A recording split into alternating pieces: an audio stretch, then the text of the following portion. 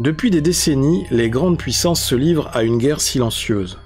Une guerre qui ne se joue pas seulement sur Terre, mais aussi dans le ciel, et jusque dans les profondeurs des océans. Des rapports classés top secret, des témoins militaires réduits au silence, et des technologies qu'aucune nation ne devrait posséder. Mais au milieu de cette ombre, un détail glaçant ressort. La CIA aurait suivi pendant des années les opérations de récupération d'OVNI par la Russie. Et ce que ces documents déclassifiés révèlent dépasse tout ce qu'on croyait savoir sur le phénomène.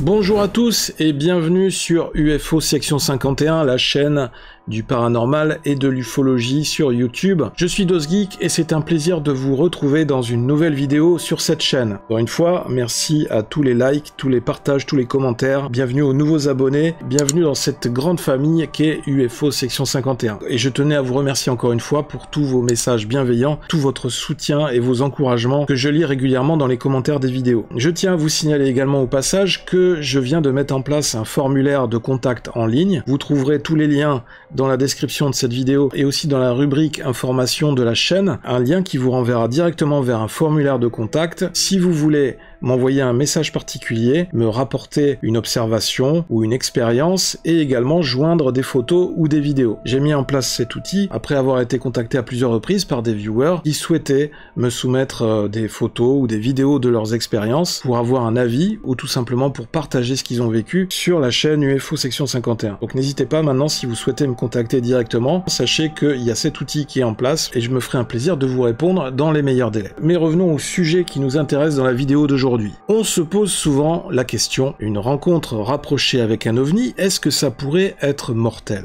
C'est vrai que ça peut faire un peu froid dans le dos. On pourrait imaginer un contact pacifique, comme dans le film Rencontre du troisième type, mais dans les cas abordés aujourd'hui, au contraire, vous allez voir que ça a vraiment mal tourné.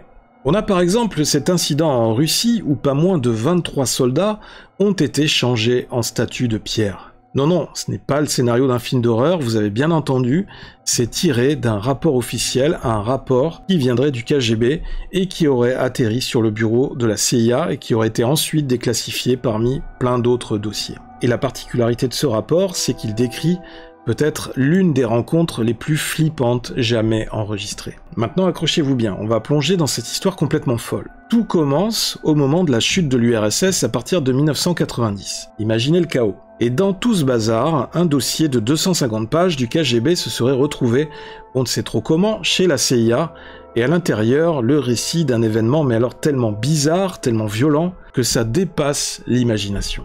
Alors voilà comment ça se serait passé d'après ce fameux rapport. D'abord, un OVNI est abattu par un missile au-dessus de la Sibérie. L'incident se serait déroulé dans les années 1980. C'est difficile à ce stade d'avoir plus de précision sur la date. De l'épave sortent 5 petites créatures humanoïdes, puis ça devient complètement dingue, les 5 êtres fusionnent.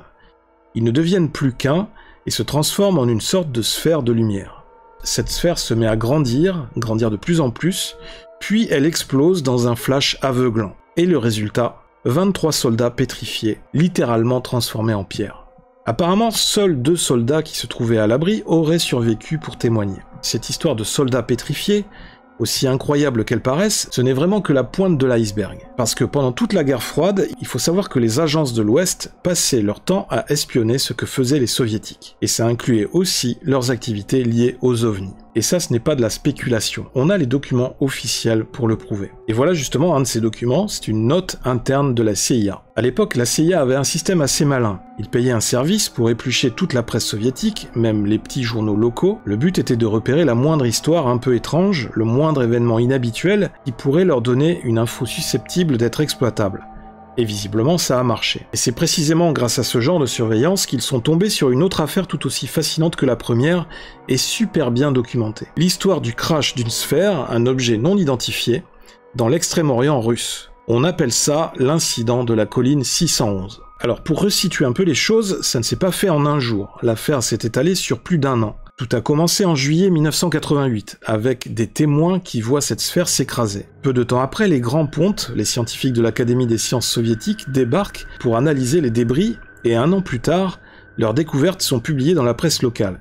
Et hop, aussitôt interceptées par la CIA. Et qu'est-ce qu'ils ont trouvé exactement sur place, ces scientifiques? Un mélange de métaux assez dingue. De l'or, de l'argent, du nickel, du titane. Alors au début, certains ont pensé, ok, peut-être que c'est un phénomène naturel, un genre de plasmoïde qui aurait ramassé ces métaux dans l'air, sauf que pour que ça marche, il aurait fallu une concentration de ces métaux dans l'atmosphère 4000 fois plus élevée que la normale. Autant dire, impossible. La conclusion était donc claire, cet objet n'avait rien de naturel. Et la conclusion la plus percutante, elle vient du docteur Issoudski, un des chimistes qui a dirigé l'analyse. Ces mots, tels que rapportés par la CIA, sont, comment dire, sans appel. Pour lui, la question n'était même plus de savoir si c'était extraterrestre. Non, la vraie question c'était comment une telle technologie peut-elle exister. C'est là que ça devient vraiment fou. Imaginez, dans les débris, ils ont trouvé une sorte de maillage ultra fin. On parle de fils de 17 microns. C'est plus fin qu'un cheveu humain. Mais ce n'est pas tout. Chacun de ces fils était lui-même tissé à partir de brins encore plus fins, et le tout était entrelacé avec des microfils d'or, une sorte de tissu technologique d'une complexité qu'on ne pouvait tout simplement pas fabriquer à l'époque. Pensez-vous que les pannes représentent une menace potentielle pour notre sécurité nationale? Oui. La technologie à laquelle nous avons été confrontés était bien supérieure à tout ce que nous possédions. Pensez-vous que notre gouvernement est en possession de pannes? Absolument. Sur la base d'entretiens avec plus de 40 témoins sur une période de 4 ans. Des éléments biologiques accompagnaient certaines de ces récupérations. Mon Dieu, mec. Waouh. C'était quoi ce truc, mec?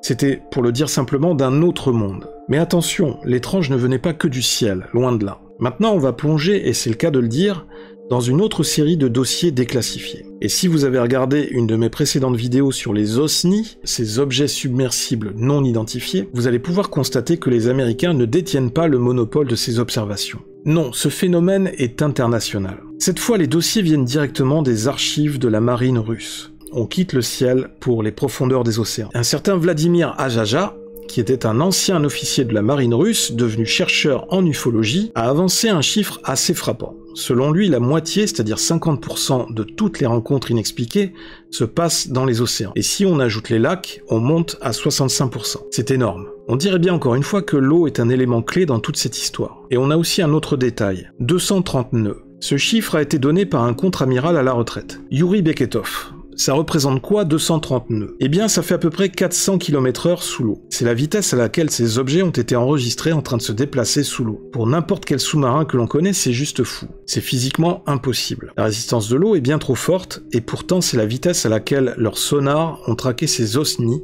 et la phrase de Beketov résume parfaitement le sentiment de ces militaires. C'était comme si les objets défiaient les lois de la physique. Face à des trucs pareils, il en est arrivé à une conclusion assez logique. Finalement, les êtres qui ont conçu ces machines, eh bien, ils nous sont technologiquement très très supérieurs. Douloureux, toxique, oppressant au sens propre du terme couleur. Je le regarde et d'une certaine manière, je ne me sens pas bien, je n'ai pas envie de regarder. Plus tard, j'ai appris que des cas de cette couleur et de cette couleur écrasante, terrifiante, s'étaient produits aussi avec d'autres, y compris avec des navires civils, notamment dans l'océan Indien. Le commandant du sous-marin nucléaire Alexei Nikolaïevitch Kodin, il observait cet objet, il le notait et le dessinait étant sur le pont du sous-marin. Je coordonnais tout cela avec lui, il me racontait simplement comment cela s'est passé, comment d'abord un navire volait, puis un deuxième rayon est apparu, un deuxième navire. Il a regardé attentivement dans les jumelles et a dit qu'il a vu un capuchon distinct et une couleur violette éclatante au-dessus à l'horizon. Puis, soudainement, une silhouette mystérieuse est apparue. Une lanterne de haut en bas, de droite à gauche, comme si elle se balançait. Puis, une deuxième. Puis encore, jusqu'à environ 7-9 pièces, je crois, ont décollé et restaient au même endroit, se balançant légèrement. J'ai montré, juste ici. C'est un objet sous-marin non identifié, observé par le navire à vapeur Komsomolets Kareli. Maintenant, je vais regarder donc en 81. Ce qui est intéressant, c'est qu'il a émergé de l'eau et on a observé des traînées de gaz et d'eau. Eh bien, c'est très rare, directement, pour que ce soit visible. En fait, toutes les phases, les différences. Il a été recueilli plus de 50 000 rapports fiables de la part des forces armées. Mais il n'y a pas que des observations à distance. En 1982, dans le lac Baïkal, j'ai d'ailleurs fait par le passé une vidéo à ce sujet, je vous invite à la retrouver sur la chaîne, eh bien dans le lac Baïkal, il s'est passé quelque chose de bien plus grave. Des plongeurs de combat russes, en plein entraînement, se retrouvent face à face avec des créatures humanoïdes, vêtues de combinaisons argentées, à 50 mètres de fond. Le premier réflexe du commandant au moment de l'incident, capturez-les. Grosse erreur. Au moment où il tente de le faire, une force inconnue les projette violemment vers la surface sans respecter le protocole de décompression. Bilan, 3 morts et 4 autres très grièvement blessés. Alors, quand on met tout ça bout à bout, des soldats pétrifiés en Sibérie, un crash avec récupération d'une technologie inconnue, des objets sous-marins qui vont à des vitesses folles, on est obligé de se poser une question qui dépasse le simple paranormal. Une question de géopolitique. La première question, c'est celle-là. Est-ce que la Russie a finalement réussi à mettre la main sur une technologie qui nous dépasse complètement? L'incident de la colline 611, ça semble le suggérer, non? Si leurs scientifiques ont pu analyser ces matériaux depuis la fin des années 80, imaginez ce qu'ils ont pu développer en secret pendant tout ce temps. Autre chose, si la CIA confirme donc officiellement que ce genre d'incidents sont bien arrivés en Russie depuis des décennies, la Russie, l'ennemi historique, alors ça va devenir de plus en plus compliqué de faire croire au public qu'il ne s'est pas produit la même chose dans le pays de l'oncle Sam. Mais revenons à la Russie et ses ovnis. Tout ça, ça nous amène à une autre question encore plus inquiétante. Est-ce qu'ils sont en train de développer des armes sur la base de technologies extraterrestres récupérées? Des armes basées sur des principes physiques qu'on ne maîtrise pas du tout. Quand on pense à la vitesse de ces OSNI, ou à cette force qui a pu pétrifier des soldats, si une puissance mondiale parvenait à maîtriser ne serait-ce qu'un tout petit bout de cette technologie, l'équilibre des forces sur la planète serait anéanti. Et si, au fond, la véritable course à l'armement, la plus importante, n'était pas celle dont on nous parle tous les jours, pas les missiles hypersoniques, pas les cyberattaques, mais une course secrète, cachée, pour faire de la rétro-ingénierie sur de la technologie non humaine.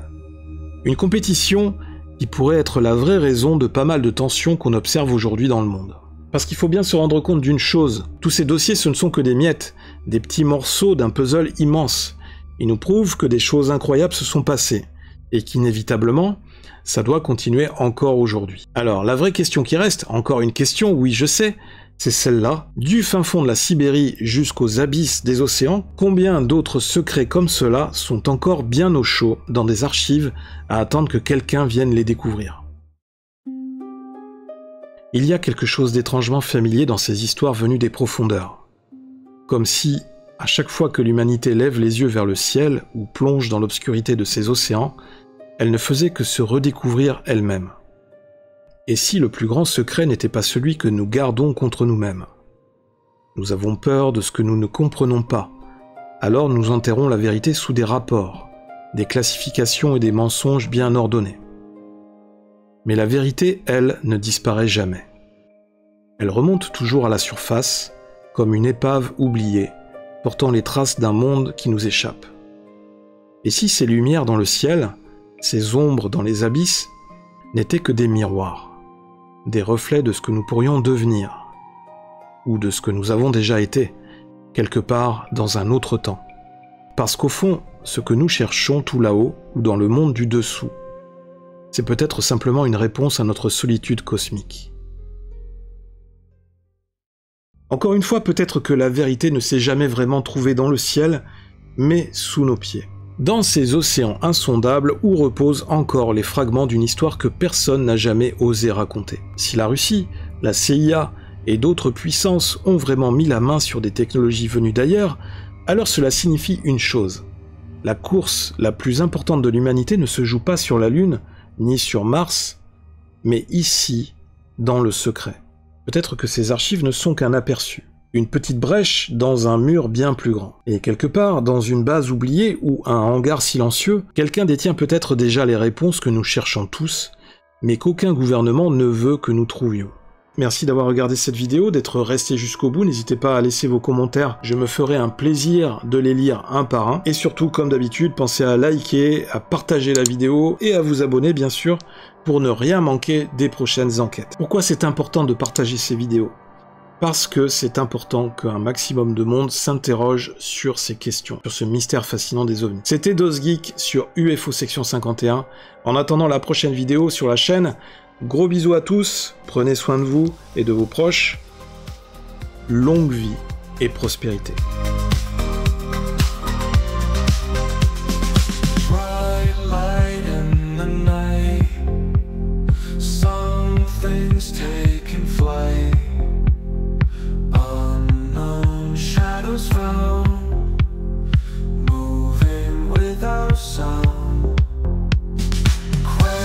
Questions fill the air, secrets everywhere.